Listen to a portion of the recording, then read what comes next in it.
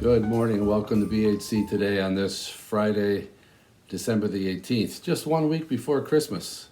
I'm Pastor Tim. You know, with all the many opportunities over the holidays to be together and interact with family and with neighbors, the issue of relationships can sometimes be a source of contention. I'm reminded of this season of the COVID and the pandemic that we are encouraged not to meet together as large families or in large gatherings without very carefully social distancing and wearing those masks. So whereas relationships that I'm talking about are so important, they may not be as often as we'd like during this Christmas season, but the principle is still the same. You've been there, I'm sure. Sometimes Uncle Charlie and Cousin June just can't seem to get along, and they argue, it's your fault, no, you're the one to blame, no, it's you, no, it isn't me, it's you. So what's happening? The relationship is hurting because neither side will take the blame. Neither side will budge an inch or make any concessions whatsoever. But then one finally says, okay, it's me. So one person drops their defenses just a little bit. And with that, the relationship starts to come back, and because one person is willing to say, yeah, it's me.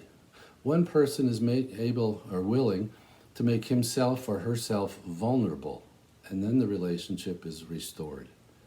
Those are the kinds of relationships we want. Pastor and author Tim Keller has written, "In the gift of Christmas, the unassailable, omnipotent God became a baby, giving us the ultimate example of letting our defenses down." You see, in the tension between the Almighty, the perfect God, and imperfect sinning man, it's God who made the move to restore that relationship between us. And that's what we celebrate this Christmas and throughout the year as well. I love also the way C.S. Lewis put it. He says about love, an interesting little quote. Let me read it for you. "Love anything and your heart will be wrung and possibly broken. If you want to make sure of keeping it intact, you must give it to no one, not even an animal. Wrap it carefully around with hobbies and little luxuries. Avoid all entanglements. Lock it up safe in the casket or coffin of your selfishness. But in that casket, safe, dark, motionless, airless, it will change. It will not be broken. It will become unbreakable, impenetrable, irredeemable. For to love is to be vulnerable." You know, as human beings, we were not going to budge. And our temptation is to say, I'll do it my way. I'm just going to do my thing. I'm not all that bad.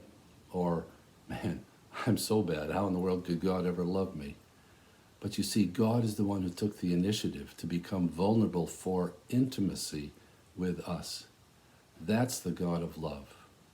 I'm sure you're familiar with John 3:16, which says that God loved the world in this way by sending his only Son, Jesus, into the world so that we might have salvation and eternal life.